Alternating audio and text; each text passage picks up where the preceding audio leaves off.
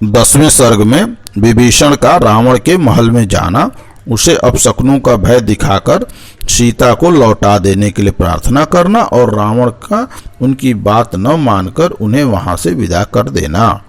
दूसरे दिन सवेरा होते ही धर्म और अर्थ के तत्व को जानने वाले भीमकर्मा महातेजस्वी वीर विभीषण अपने बड़े भाई राक्षस राज रावण के घर गए। वह घर अनेक प्रसादों के कारण पर्वत शिखरों के समूह की भांति शोभा पाता था। उसकी ऊंचाई भी पहाड़ की चोटी को लज्जित करती थी।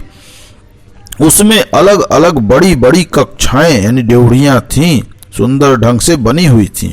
बहुत से बहुतेरे श्रेष्ठ पुरुषों द्वारा वहां आना जाना लगा रहता था। अनेक बुद्धिमान महामंत्री जो राजा के प्रति अनुराग रखते थे उसमें बैठे थे।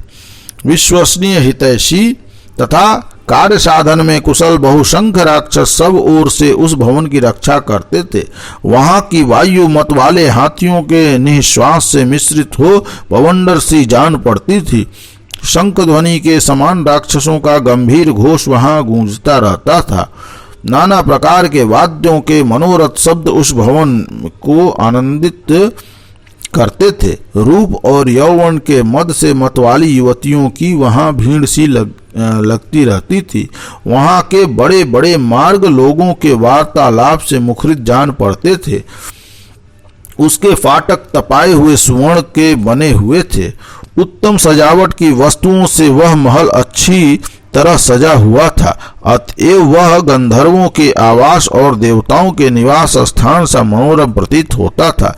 रत्न राशि से परिपूर्ण होने के कारण वह नाग भवन के समान उद्भासित होता था। जैसे तेज से विस्तृत किरण वाले सूर्य महान मेघों की घटा से में प्रवेश करते हैं, उसी प्रकार तेजस्वी विभीषण ने रावण के उस भवन में पदार्पण किया।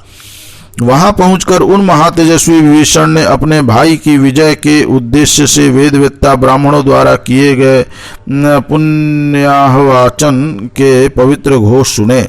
तत्पश्चात उन महाबली विभीषण ने वेद मंत्रों के ज्ञाता ब्राह्मणों का दर्शन किया, जिनके हाथों में दही और घी के पात्र थे।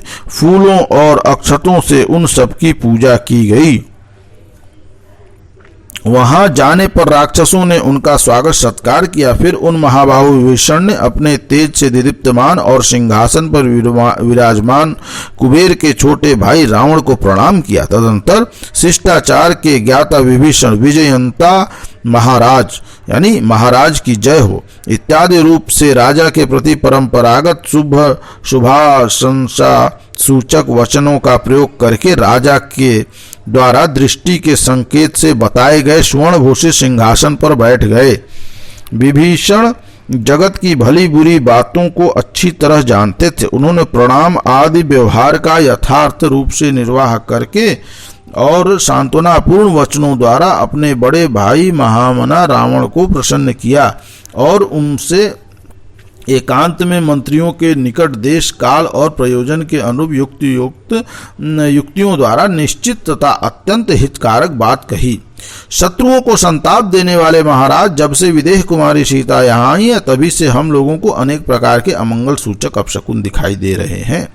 मंत्रों द्वारा विधि पूर्वक धधकाने पर भी आग अच्छी तरह प्रज्वलित नहीं हो रही है। उससे चिंगारियां निकलने लगती हैं।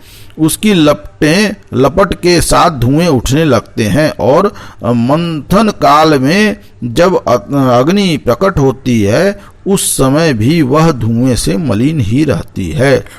रसोई घरों में, अग्निशालाओं में तथा वेद अध्यापन स्थानों में सांप दिखाई देने लगते हैं और हवन सामग्रियों में चींटियां पड़ी दिखाई देती हैं। गायों का दूध सूख गया है और बड़े बड़े गजराज मद रहित हो गए हैं। घोड़े नए ग्रास से आनंदित यानी संतुष्ट होने पर भी दीनता पूर्ण स्वर में हिनहिनाते हैं। राजन, गधा, ऊंटों और खच्चरों के रोंगटे खड़े हो जाते हैं। उनके नेत्रों से आंसू गिरने लगते हैं। विधि पूर्वक चिकित्सा किए जाने पर भी पूर्ण स्वस्थ नहीं हो पाते। क्रूर कौवे झुंड के झुंड एकत्र हो कर्कश स्वर में कांव कांव करने लगते हैं तथा वे सत महले मकानों पर समूह के समूह इकट्ठे हुए दिखाई देते हैं। लंकापुरी के ऊपर झुंड के झुंड गीध उनका स्पर्श करते हुए मंडराते हैं।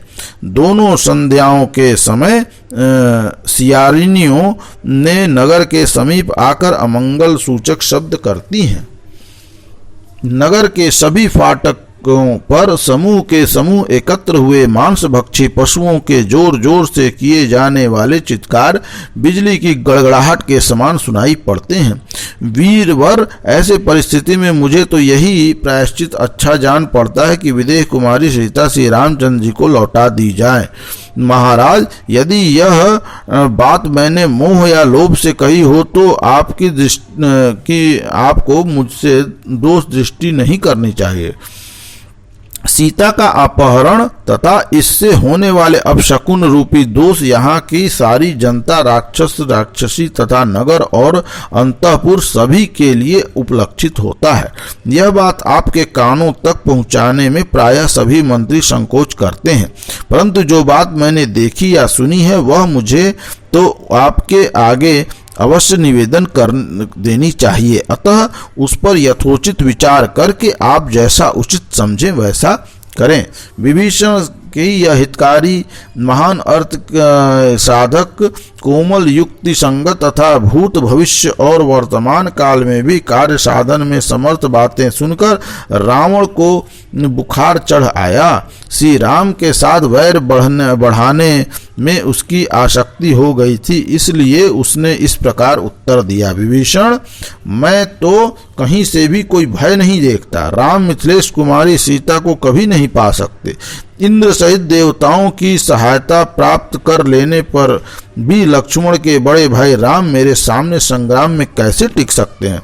ऐसा कहकर देवसेना के नाशक और सम्रांगण में प्रचंड पराक्रम प्रकट करने वाले महाबली दशानन ने अपने यथार्थवादी भाई विभीषण को तत्काल विदा कर दिया।